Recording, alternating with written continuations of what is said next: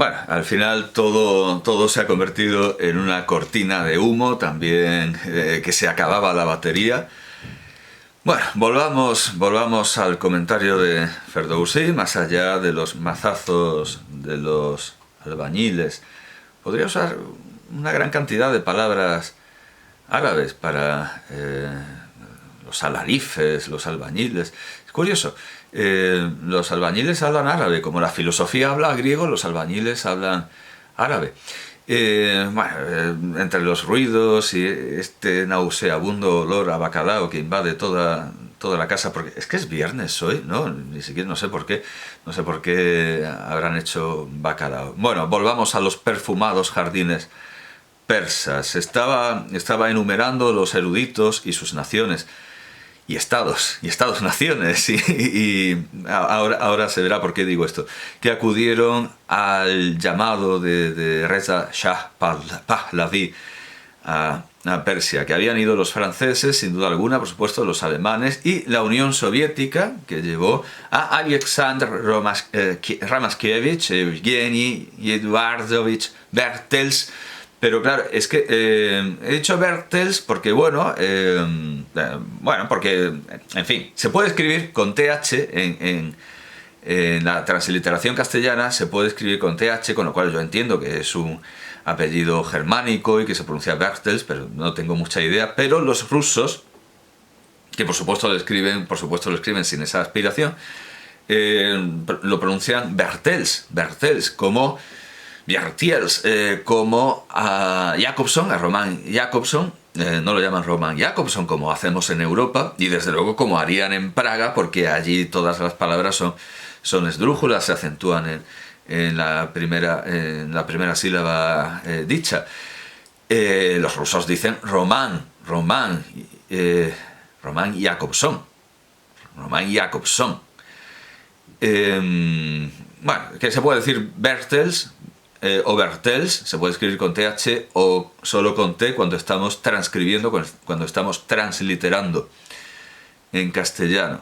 Y es un nombre que no hay que olvidar porque él comandó la edición académica del Shahnameh, del cual es traducción la magna obra de Lecoq. También llevó a Alexei Bolotnikov, también llevó a Yuri Mar, al armenio Josep Abgari Orbeli y al polaco Alexander Freiman, a pesar de ser un apellido evidentemente alemán, germánico, pues en polaco y en ruso, Freiman. El Reino Unido llevó a John Drinkwater, a Denison Ross, y también aportó a un erudito ruso. O sea, ya había rusos, es como los negros en atletismo, pues en iranística los rusos por todas partes. Pero claro, es lógico que los rusos tengan un especial interés en Irán y en conocer todo lo referido a Irán, especialmente cuando el imperialismo ruso tenía sus ojos en Persia. Los rusos son al igual que los africanos negros, pues son muy abiertos a cualquier estudio de culturas externas y extrañas, pero es que Persia además era un interés, como se dice ahora, geoestratégico. Así que nada raro que haya tantos rusos. Pero es que además de repúblicas soviéticas como la Armenia, y de repúblicas es que claro, Polonia, por supuesto que Polonia estaba como Persia antaño por los rusos, estaba vigilada por los soviéticos, pero es que Freiman vivía en Rusia, Freiman se rusificó. Como digo, el Reino Unido llevó británicos, pero también un ruso que vivía, al igual que Freiman, el polaco Freiman, que era de Varsovia, vivía, claro que Varsovia antes por las particiones, pero bueno, era un polaco que vivía en Rusia. Y Vladimir Fyodorovich Minorsky era un ruso que vivía en Inglaterra. También el Reino Unido, por supuesto, aportó a otro erudito de la Universidad Hebrea de Jerusalén, que luego sería, claro, Israel, su nación. ¿A quién llevó de la Universidad Hebrea de Jerusalén? Pues a Leo Arieh Mayer. Pero que, vamos, no era palestino, no nació en aquellas tierras, sino que era inglés. Bueno, en realidad era judío, evidentemente, y era como la Kedem, era judío errante. Voy a buscarlo, como he buscado antes a Abu Lola, pues hay tiempo para todo. Leo Arieh Mayer tiene una historia complicada. Vamos a ver, nació en... madre mía. Nació en Stanisławów. En el Imperio Austrohúngaro, por supuesto, en la Galicia polaca, en la Galicia del Imperio Austrohúngaro. Que ahora, por cierto, esa ciudad de Stanisławów está en Ucrania. Ahora pertenece a Ucrania. Y bueno, pues por una serie de movidas y de... estuvo en la Universidad de Viena, en la Universidad de Lausana, en la Universidad de Berlín. Se hizo sionista y también fue a Polonia, también fue sí, emigró al mandato palestino en 1921, pero ya digo que no era palestino, no nació allí, y se ocupó del Departamento de Antigüedades del mandato británico palestino. Bien, no sé si acabó muriendo en Israel. Sí, murió en 1959, es decir, después de la proclamación del Estado de Israel. Pero bueno, en este momento era británico, en este momento era... o de una colonia británica, de un mandato británico. Y también el Imperio Británico aportó algunos indios, que entonces también eran ingleses. Jamshedji Unwala, Bahram Ghor Anklesaria y Syed Abdul Karim Hussaini. Los Estados Unidos de América aportaron a Franklin Gunther y, es un apellido alemán, evidentemente, Gunther.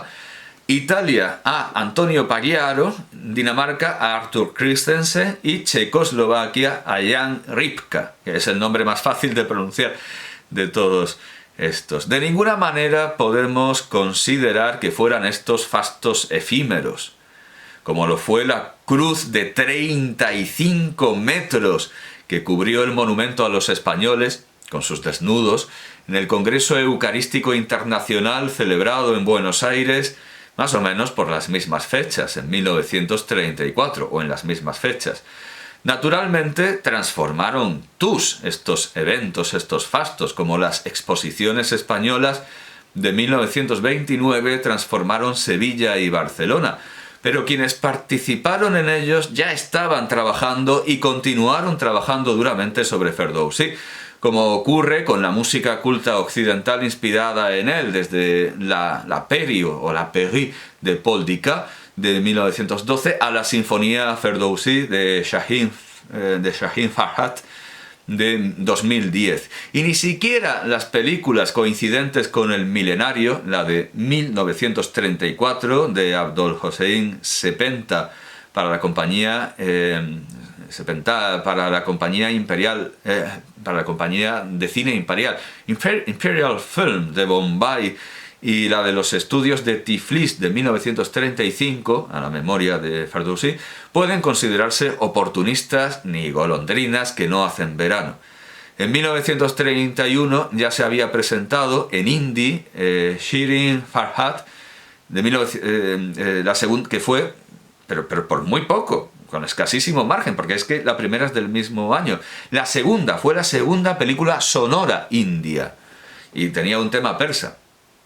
Con lo que no cabe pensar que su director Gigi Poi Jamshedji Madan buscara cobrar del fondo de reptiles del régimen del Shah de Persia. Y bueno, por cierto, hay que decir que Gigi Poi Jamshedji Madan firma como JJ Madan. Y me ha costado bastante saber que su primer nombre era Gigi Poi. Pasado el milenario, siguieron haciéndose películas inspiradas en Ferdowsi en la India, como un nuevo Shirin Farhad en 1956, dirigido por Aspi Irani, y Rustom Sohrab de 1963, dirigido por Bishram Bedekar. Tajik Film, o sea, Tajik Film es como Mosfilm en Moscú o Lenfilm en Leningrado, y en film, Tajik Film, o sea, evidentemente en Tayikistán, produjo una trilogía sobre Rustam entre 1971 y 1976. Y en 1977, al año siguiente de completarse esta trilogía, Ali Akbar Sadeghi dirigió el interesantísimo, no es ironía, está muy bien, el interesantísimo cortometraje de dibujos animados Zal o Simurg, o sea, Zal y el Simurg.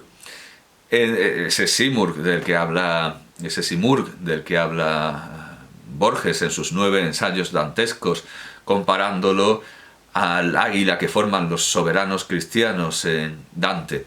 Entre 2002 y 2005 se produjo Efsaneh Mardush, la leyenda de Mardush, probablemente el más ambicioso proyecto audiovisual iraní con marionetas de arcilla. Ambiciosa era también la miniserie, esto sí era irónico, ambiciosa también era la miniserie de Mohammad Nurizad Cheher Sarbaz de 2007 y la serie de dibujos animados de 2017, La última ficción de Ashkan Raghozar, que intenta hacer populares los valores nacionales usando el estilo del anime o anime, porque el acento no es fonemático en japonés, del anime japonés, al igual que se haría en la China Roja con la serie El Líder en 2019, con la figura de Karl Marx.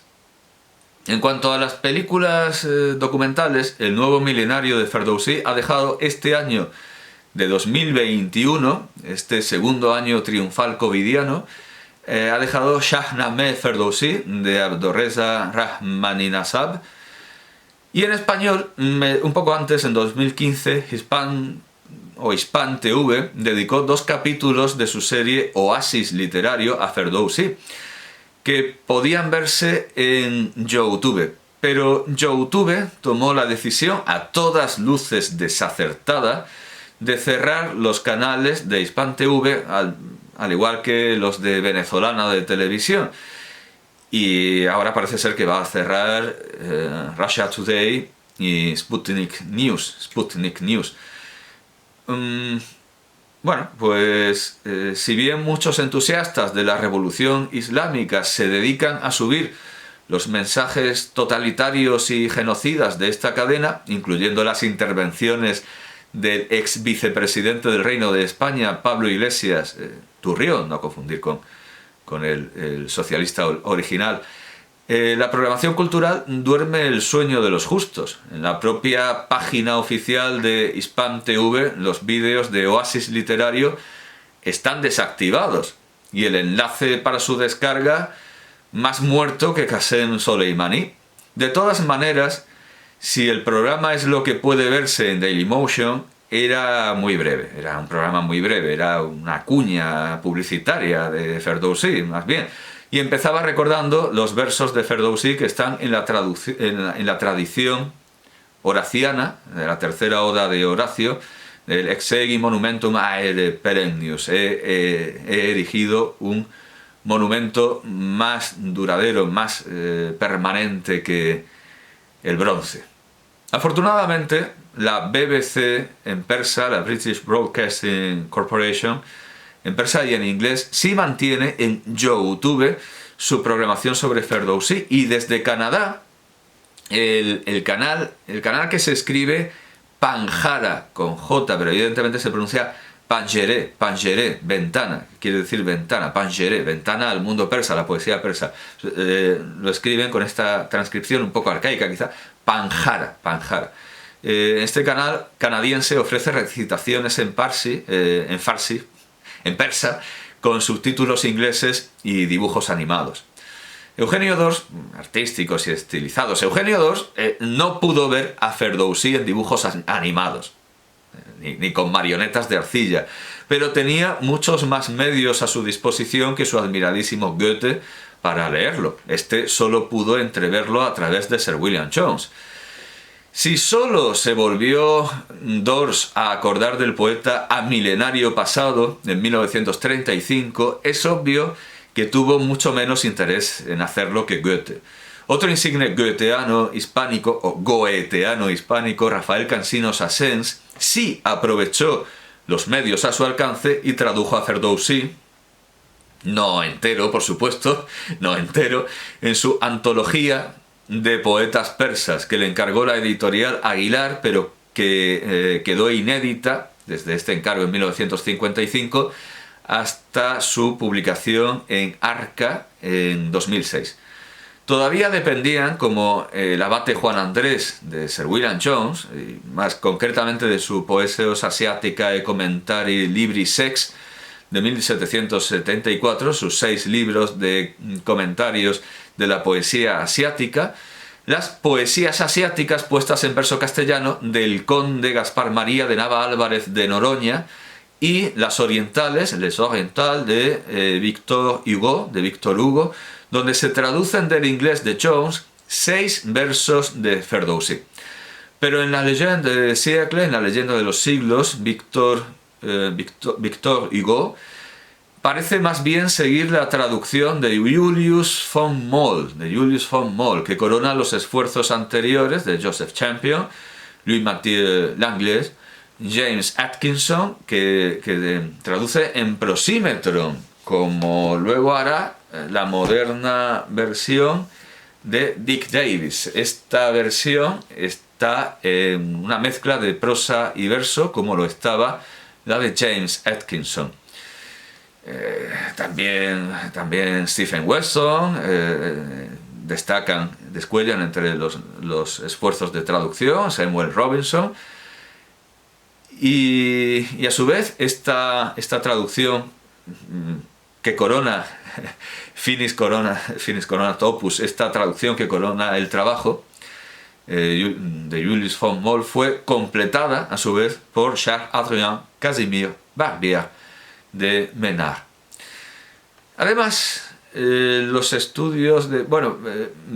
escrito Maynard, E-Y, no tiene que ver con el Pierre Menard de Borges, pero probablemente algo sí puede tener que ver. Además, los estudios sobre el texto de Julius von Moll, tanto el prefacio de Jean-Jacques Ampère como la crítica de Charles-Augustin Sainte-Beuve, tienen también una notable herencia literaria. En Sainte-Beuve y en Sir John Malcolm se basa Matthew Arnold más que en la propia traducción de Moll para su Sohrab en Rustum, pronunciado, claro, Rustam.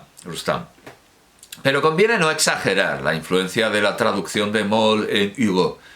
Poco tienen que ver con ella y con el propio Ferdowsi, los versos que tanto emocionaron a Roger Caillois y Jorge Luis Borges, y que por cierto entiendo que Alberto Ruiz Sánchez traduce mal al verter el diálogo fugaz, así lo titula, el diálogo fugaz de estos dos creadores, que fueron tan creadores como recreadores.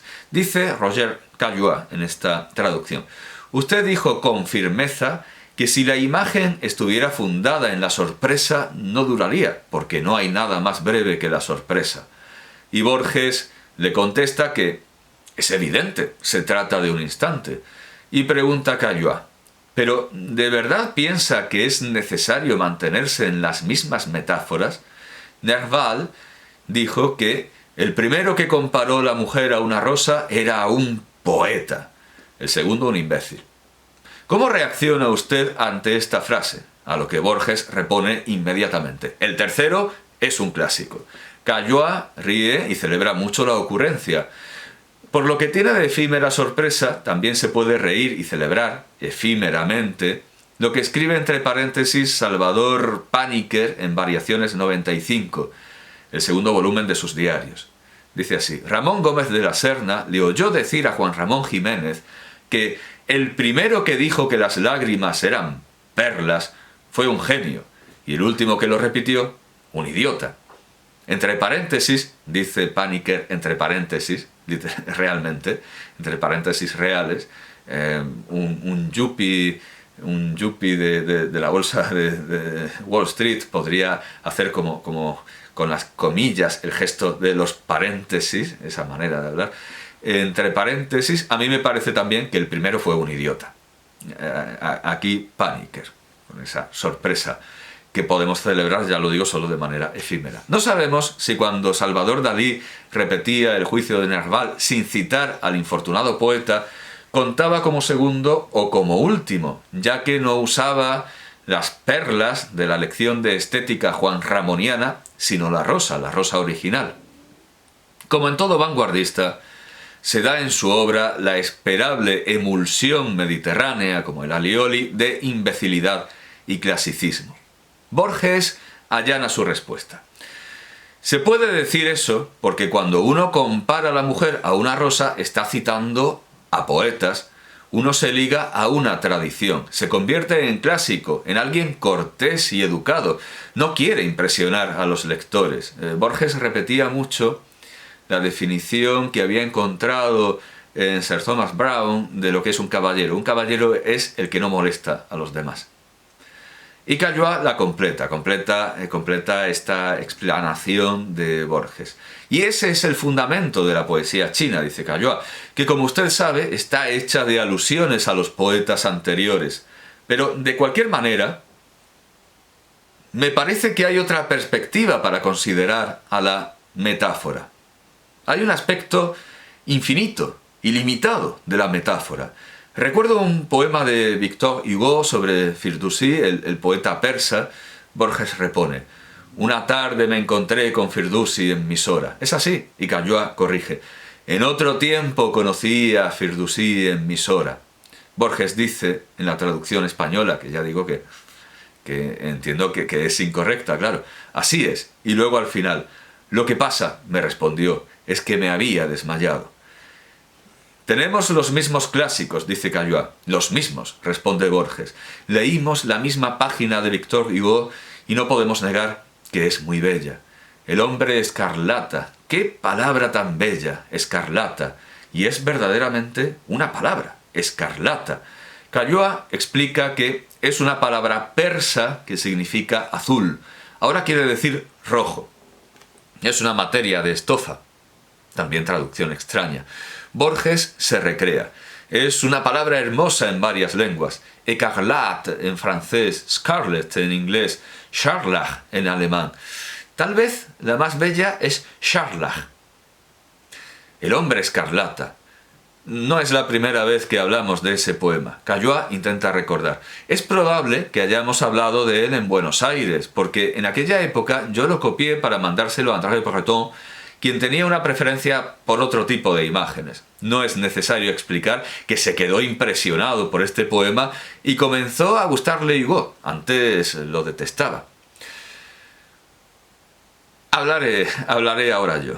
Aparte de que Ferdowsi lleva primero un turbante escarlata y luego uno negro, por lo que no se ha desmayado, sino extinguido, esta es la traducción correcta, me he extinguido, no me he desmayado, me he extinguido, como una brasa que se convierte en carbón. Además, aparte de esto, no sabemos qué hace en Misore, en Misor, dice Victor Hugo, pero claro, se pronuncia Mysore, es decir, el Maisuru, que es como se pronuncia ahora, de acuerdo con la forma original, desde luego. Maisuru, en el sur de la India. ¿Qué hace Ferdowsi en el sur de la India? En el poema de Hugo. Esto no tiene nada que ver con el gran poeta persa. Esto no tiene que ver con el Ferdowsi histórico.